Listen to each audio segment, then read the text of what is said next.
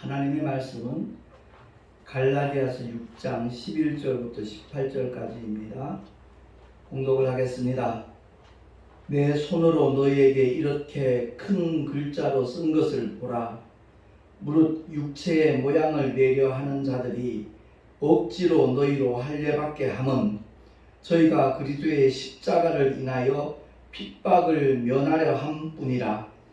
할례받은 저희라도 스스로 율법은 지키지 아니하고 너희로 할례받게 하려 하는 것은 너희의 육체로 자랑하려 함이니라.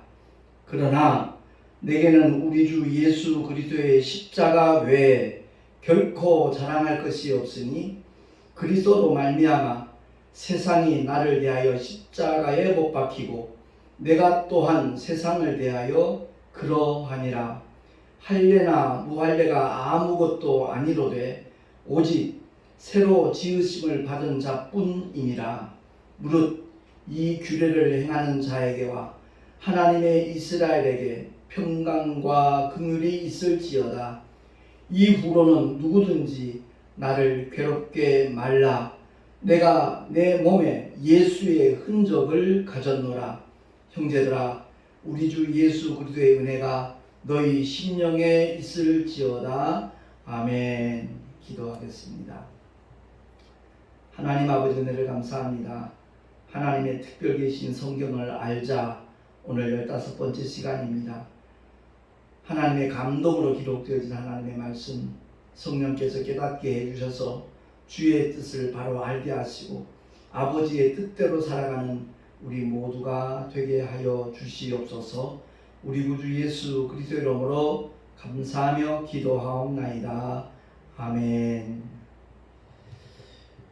사도 바울은 주님의 공생의 기간에 예수님을 만난 적이 없는 그런 사람이었습니다. 그러다 보니까 그의 사도권에 대하여 굉장히 공격하는 사람들이 많았고 문제가 이렇게 계두되는 그런 일들을 많이 겪었습니다. 근데 그 사도 바울이 누구보다도 예수와 그 이름을 위하여, 복음을 위하여 정말 충성했던 하나님의 사람이라는 것을 부인할 사람 아무도 없을 겁니다. 신약 성경의 약 절반 정도를 하나님께서 사도 바울을 통해 기록할 수 있도록 역사하신 것만 봐도 명백한 증거이기도 합니다.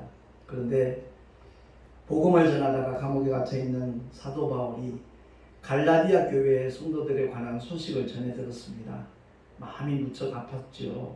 그래서 그 이유는 사도 바울을 통해서 복음을 받아들였던 갈라디아 사람들이, 그 교인들이 복음을 벗어나서 거짓 교사들에게 속아가지고 그 가르침을 따라 남자들이 앞다투어 할례를 받고 있다는 그런 소식을 감옥에서 전해 들었던 겁니다. 분명히 율법은 종의 영이고 죄와 사망의 법이라고 사도 바울이 선포하고 있는데 그 율법 아래로 돌아가고 있는 그들을 향하여 바울은 참 마음이 무척 아팠을 겁니다. 그래서 그들에게 서신서를 보내면서 갈라디아서 1장 6절에서 10절에 보면 예수 외에 다른 복음은 없다 하는 것을 다시 한번 일깨워 주는데 그 표현을 보면 우리가 참 그 마음이 느껴집니다. 제가 읽겠습니다. 그리스도의 은혜로 너희를 부르신 이를 이같이 속히 떠나 다른 복음 줬는 것을 내가 이상히 여기노라. 다른 복음은 없나니 다만 어떤 사람들이 너희를 요란케 하여 그리스도의 복음을 변하게 함이라. 그러나 우리나 혹 하늘로부터 온 천사라도 우리가 너희에게 전한 복음 외에 다른 복음을 전하면 저주를 받을지어다. 우리가 전에 말하였거니와 내가 지금 다시 말하노니 만일 누구든지 너희의 받은 것 외에 다른 복음을 전하면 저주를 받을지어다. 이제 내가 사람들에게 좋게 하랴 하나님께 좋게 하랴 사람들에게 기쁨을 구하랴 내가 지금까지 사람의 기쁨을 구하는 것이었다면 그리스도의 종이 아니니라. 아멘. 바울의 심정이 그대로 느껴지는 대목이잖아요. 요즘 다른 복음을 듣는 자들이 우리 주변에 얼마나 많습니까? 그야말로 하나님의 말씀과는 정 반대되고 어긋난 곁길로 가면서 마치 자기들이 진짜 복음을 알고 있는 것처럼 호도하고 있는 그런 대표적인 이단들 있잖아요. 우리 한국교회뿐만 아니라 한국민들을 힘들게 만들었던 신천지를 위시해서 영국에서 그 여왕의 상을 받았다가 그것을 앞세우면서 많은 영혼들을 노략질하고 있는 하나님의 교회가 그렇습니다. 예수 외에 어느 누구도 하나님의 독생자일 수 없는 거죠. 2000년 전에 이 땅에 오셨다가 십자가에 못 박혀 피 흘려 죽어주시고 사흘 만에 부활하셔서 명백한 증거로 보혜사 성령 하나님을 보내주셨거든요. 그래서 우리가 하나님의 말씀을 바로 아는 것이 얼마나 중요한 것인가. 성령의 인치심을 받지 아니하는 그 믿음은 하나님으로부터 보증받기 어렵다는 것을 우리가 아마 깨달아야 될 것입니다. 이어서 사도 바울이 갈라디아서 1장 11절 이하 17절의 말씀을 보면 이와 같이 선언합니다. 형제들아, 내가 너에게 알게 하노니 내가 전한 복음이 사람의 뜻을 따라 된 것이 아니라 이는 내가 사람에게서 받은 것도 아니요 배운 것도 아니요 오직 예수 그리스도의 계시로 말미암은 것이라. 내가 이전에 유대교에 있을 때 행한 일을 너희가 들었거니와 하나님의 교회를 심히 핍박하여 잔해하고 내가 내 동족 중 여러 영갑자보다 유대교를 지나치게 믿어 내 조상의 유전에 대하여 더욱 열심히 있었으나 그러나 내 어머니의 태로부터 나를 택정하시고 은혜로 나를 부르신 이가 그 아들을 이방에 전하기 위하여 그를 내 속에 나타내시기를 기뻐하실 때에 내가 곧 혈육과 의논하지 아니하고 또 나보다 먼저 사도된 자들을 만나려고 예루살렘으로 가지 아니하고 오직 아라비아로 갔다가 다시 다메섹으로 돌아갔노라. 그 후 3년 만에 내가 게바를 신방하려고 예루살렘에 올라가서 저와 함께 15일을 유할 때 주의 형제 야고보 외에 다른 사도들을 보지 못하였노라. 보라, 내가 너에게 쓰는 것은 하나님 앞에서 거짓말이 아니로라. 아멘. 바울이 얼마나 참 안타깝고 속이 상하는 심령으로 이 글을 썼는가 하는 것이 그대로 우리 모두가 느낄 수 있을 겁니다. 분명히 단언합니다. 예수 외의 다른 복음은 결코 존재하지 않는다는 겁니다. 뿐만 아니라 주님의 대속의 죽음을 통해서 진리의 영이신 보혜사 성령 하나님이 임하셨다는 것을 다시 한번 일깨워 주는 겁니다. 우리가 성령을 받은 것은 율법 때문이 아니라는 거죠. 오직 하나님의 은혜로 성령으로 믿음으로 말미암아 성령이 우리에게 임하였다 하는 것을 일깨워 주는 겁니다. 그래서 갈라디아서 3장 1절에서 14절 말씀을 보면 구체적으로 다시 한번 사도 바울이 설명을 하고 있습니다. 어리석도다 갈라디아 사람들아, 예수 그리스도께서 십자가에 못 박히신 것이 너희 눈앞에 밝히 보이거늘 누가 너희를 꾀더냐. 내가 너희에게 다만 이것을 알려 하노니 너희가 성령을 받은 것은 율법의 행위로냐 듣고 믿음으로냐. 너희가 이같이 어리석으냐. 성령으로 시작하였다가 이제는 육체로 마치겠느냐. 너희가 이같이 많은 괴로움을 헛되이 받았느냐. 과연 헛되냐. 너희에게 성령을 주시고 너희 가운데서 능력을 행하시는 이의 일이 율법의 행위에서냐 듣고 믿음에서냐. 아브라함이 하나님을 믿음에 이것을 그에게 의로 정하셨다 함과 같으니라. 그런즉 믿음으로 말미암은 자들은 아브라함의 아들인 줄 알지어다. 또 하나님이 이방을 믿음으로 말미암아 의로 정하실 것을 성경이 미리 알고 먼저 아브라함에게 복음을 전하되 모든 이방이 너를 인하여 복을 받으리라 하였으니 그러므로 믿음으로 말미암은 자는 믿음이 있는 아브라함과 함께 복을 받느니라. 무릇 율법 행위에 속한 자들은 저주 아래 있나니 기록된 바 누구든지 율법책에 기록된 대로 온갖 일을 항상 행하지 아니하는 자는 저주 아래 있는 자라 하였음이라. 또 하나님 앞에서 아무나 율법으로 말미암아 의롭게 되지 못할 것이 분명하니 이는 의인이 믿음으로 살리라 하였음이니라. 율법은 믿음에서 난 것이 아니라 이를 행하는 자는 그 가운데서 살리라 하였느니라. 그리스도께서 우리를 위하여 저주를 받은 바 되사 율법의 저주에서 우리를 속량하셨으니 기록된 바 나무에 달린 자마다 저주 아래 있는 자라 하였으리라.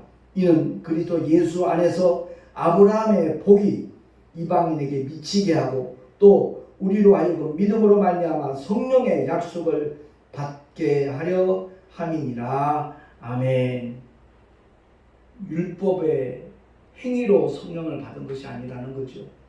오직 복음을 듣고 믿음으로 말미암아 성령이 임하셨다는 사실을 다시 한번 일깨워 주면서 율법으로 돌아가는 자가 얼마나 어리석은 자인가.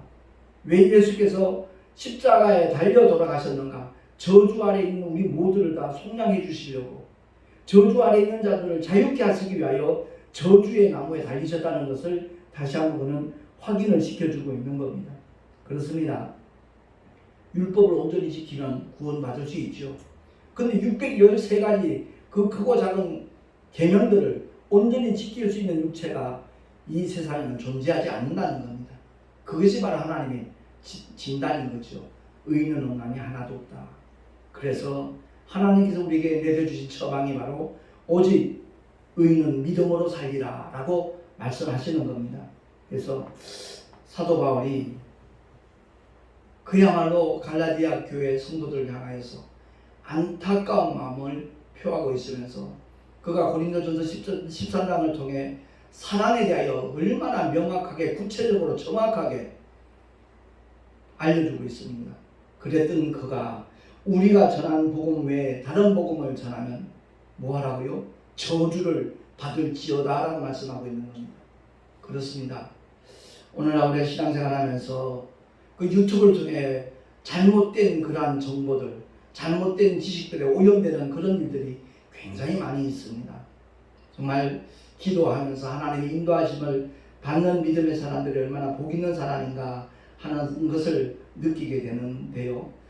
갈라디아서 5장 1절에서 5장 1절 18절까지 말씀에 보면 굉장히 중요한 메시지이기 때문에 다시 한번 제가 봉독을 하겠습니다. 눈으로 따라 읽었으면 참 좋겠네요. 그리스도께서 우리로 자유케 하려고 자유를 주셨으니 그러므로 굳세게 서서 다시는 종의 멍에를 매지 말라. 여기서 말하는 종의 멍에가 바로 율법을 가리키는 겁니다. 혹자는 로마서에 나와 있는 종의 영을 마귀의 영이라고 가르쳐주는 그런 목회자도 없잖아요. 있더라고요. 제가 깜짝 놀랐습니다. 아니요. 마귀의 영이 아니라 종의 영은 율법을 가리키는 겁니다.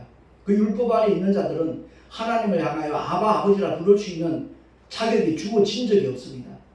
그들은 항상 두렵고 떨리는 마음으로 하나님을 섬기는 하나님의 백성일 따름입니다. 그래서 바울이 다시 한번 강조하는 거죠. 그러므로 굳세게 서라는 거죠. 복음에 굳게 서서 다시는 종의 멍에를 내지 말라. 보라, 나 바울은 이렇게 너희에게 말하노니 너희가 만일 할례를 받으면 그리스도께서 너희에게 아무 유익이 없으리라. 내가 할례를 받는 각 사람에게 다시 증거하노니 그는 율법 전체를 행할 의무를 가진 자라. 율법 안에서 의롭다함을 얻으려 하는 너희는 그리스도에게서 끊어지고 은혜에서 떨어진 자로다. 우리가 성령으로 믿음을 쫓아 의의 소망을 기다리노니 그리스도 예수 안에서는 할례나 무할례가 효력이 없되 사랑으로서 역사하는 믿음뿐이니라. 너희가 다름질을 잘 하더니 누가 너희를 막아 진리를 순종치 않게 하더냐. 그 권면이 너희를 부르신 이에게서 난 것이 아니라 적은 누룩이 온 덩이에 퍼지느니라. 나는 너희가 아무 다른 마음도 품지 아니할 줄을 주 안에서 확신하노라. 그러나 너희를 요동케 하는 자는 누구든지 심판을 받으리라.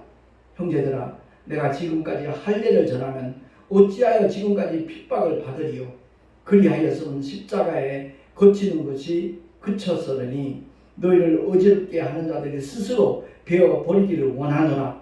형제들아, 너희가 자유를 위하여 부르심을 입었으나 그러나 그 자유로 육체의 기회를 삼지 말고 오직 사랑으로 서로 종노릇하라. 온 율법은 내 이웃 사랑하기를 내 몸같이 하라 하신 한 말씀에 이루었나니 만일 서로 물고 먹으면 피차 멸망할까 조심하라. 내가 이르노니 너희는 성령을 쫓아 행하라. 그리하면 육체의 욕심을 이루지 아니하리라. 육체의 소욕은 성령을 거스리고 성령의 소욕은 육체를 거스리나니 이 둘이 서로 대적함으로 너희의 원하는 것을 하지 못하게 하려 함이니라. 너희가 만일 성령의 인도하시는 바가 되면 율법 아래 있지 아니하리라.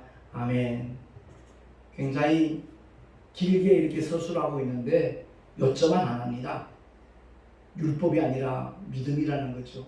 하나님의 은혜를 사모하고 주님의 뜻대로 살려고 결단하면 그 믿음을 보증해 주시기 위하여 성령이 오셔서 일하고 계신데, 성령의 인치심을 받고 인도함을 받는 사람, 그 사람들이 진짜 구원받은 사람이고 하나님의 자녀들이라는 것을 일깨워 주고 있는 겁니다.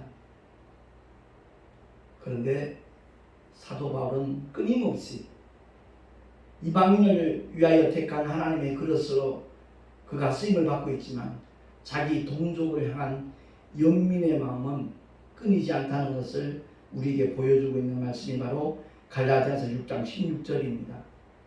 무릇 이 규례를 행하는 자에게와 하나님의 이스라엘에게 평강과 긍휼이 있을지어다 라고 그는 토로하고 있는 겁니다. 그의 고백이죠. 끊임없이 자기를 공격하는, 위협하는 동족이 있을지라도 그 동족을 향한 그 연민의 정을 그는 표현을 하고 있는 겁니다. 오늘 사도 바울이 그의 사도권에 대해서 공격하고 있는 자들을 향하여 한 말씀으로 이렇게 반응하는 것을 보게 되는데, 그것은 다름이 아니라 갈라디아서 6장 17절입니다.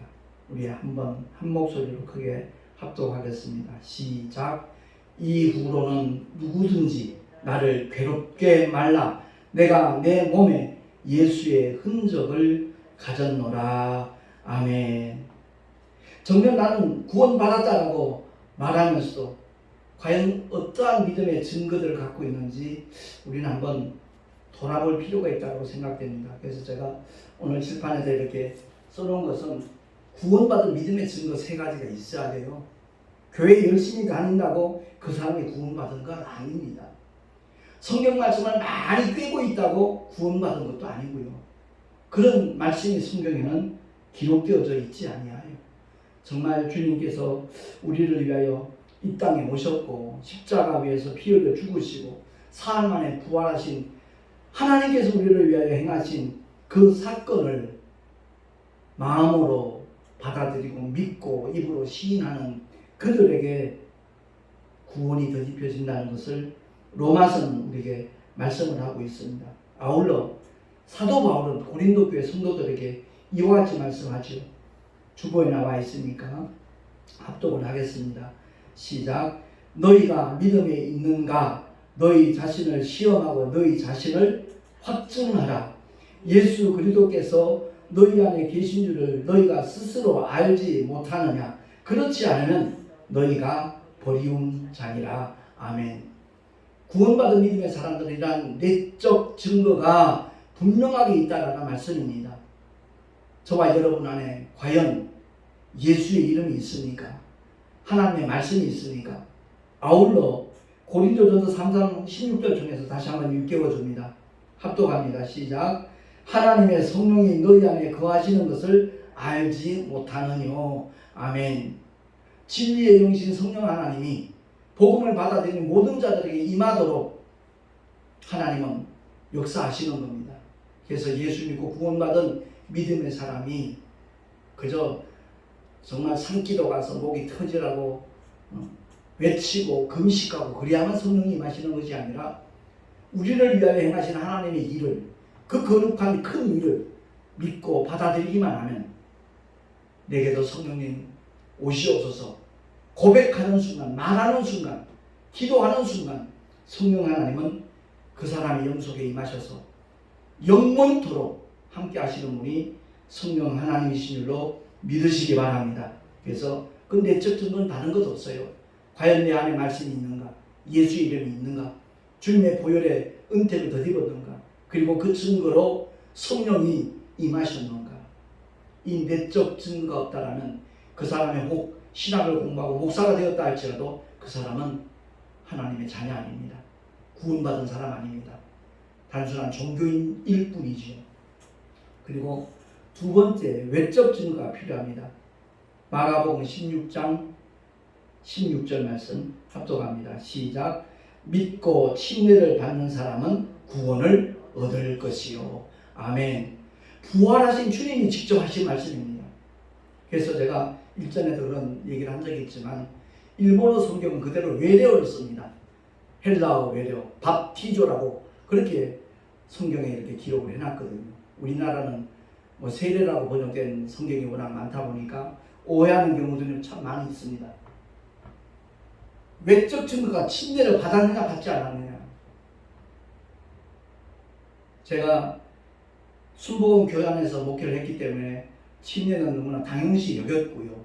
근데 침례 교단이냐 순복음 교단이냐 그런 차원에서 침례가 아니라 정말 부활하신 주님이 명령하신 약속하신 그 침례를 믿음으로 받느냐 받지 않느냐, 그게 가장 중요한 키포인트입니다. 핵심입니다. 그래서 저는 참 기억에 남는 침례식이 여러 번 있지만 그 중에 하나는 산천 밑에 있는 바닷가에서 청년들, 학생들을 침례를 준 그 경험과, 그리고 저 양수리에 가서 또 침례한 적이 있습니다. 그리고 아침고요 수목원이라는 곳이 있어요. 거기 계곡에서 또 침례를 진영수 목사님, 후배 목사님 그 교회의 집사님하고 우리 외손자하고 거기서 침례를 행했던 것이 참 기억이 생생합니다.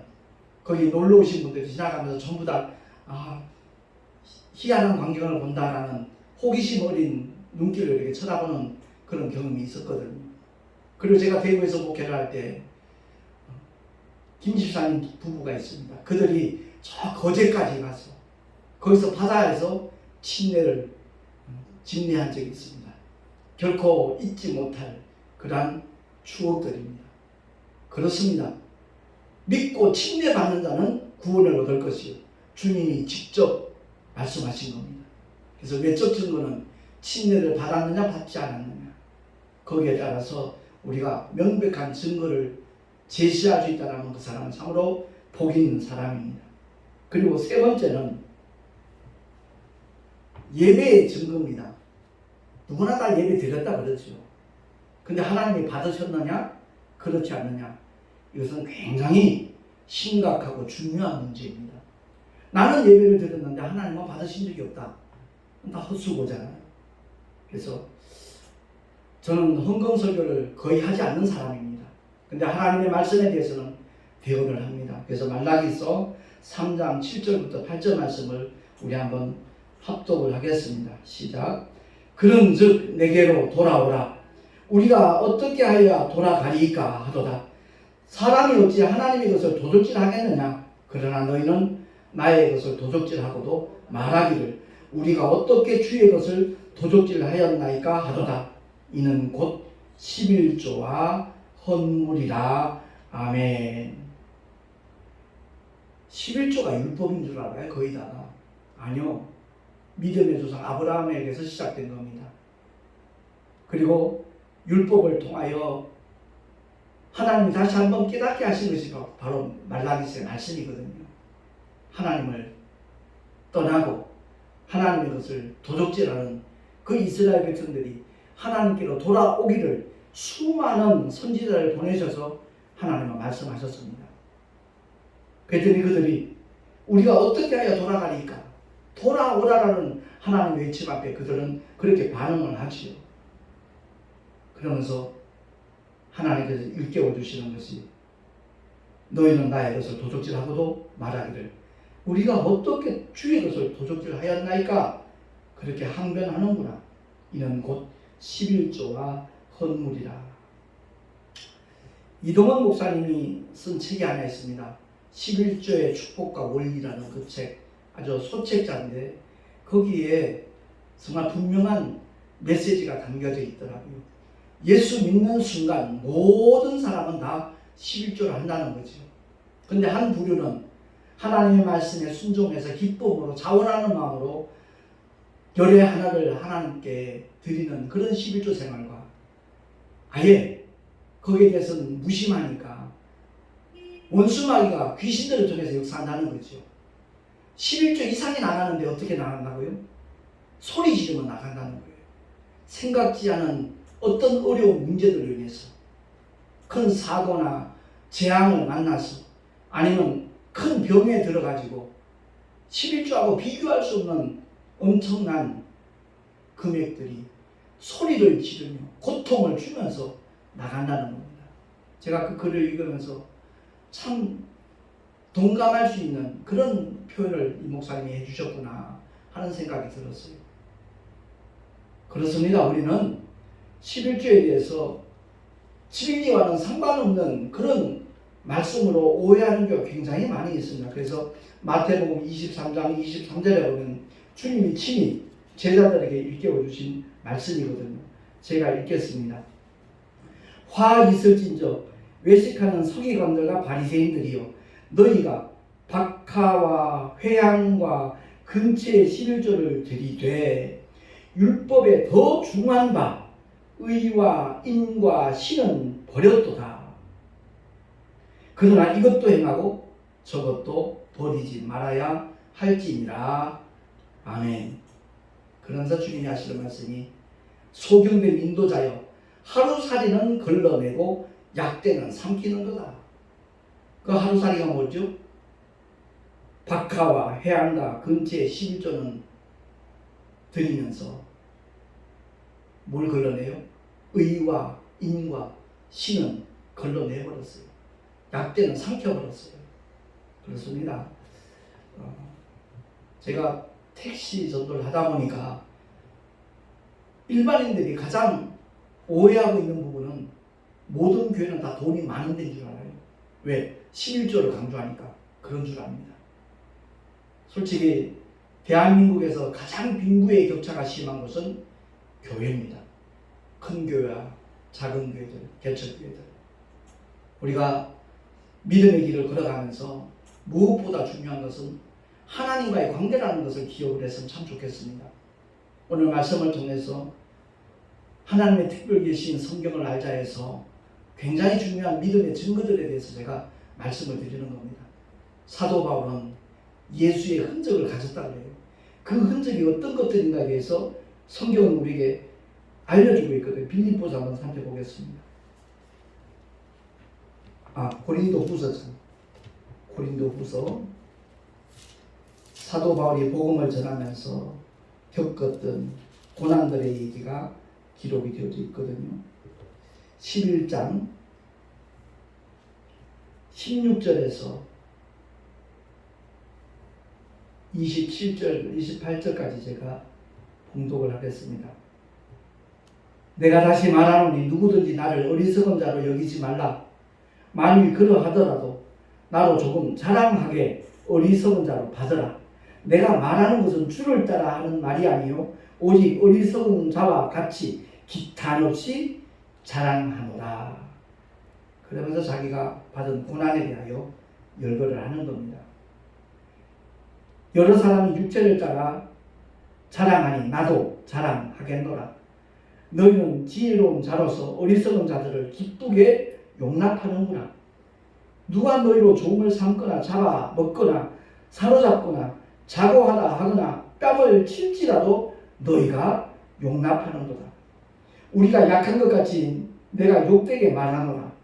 그러나 누가 무슨 일에 담대하면 어리석은 말이나 나도 담대하리라. 그러면서 이어서 그가 고백합니다.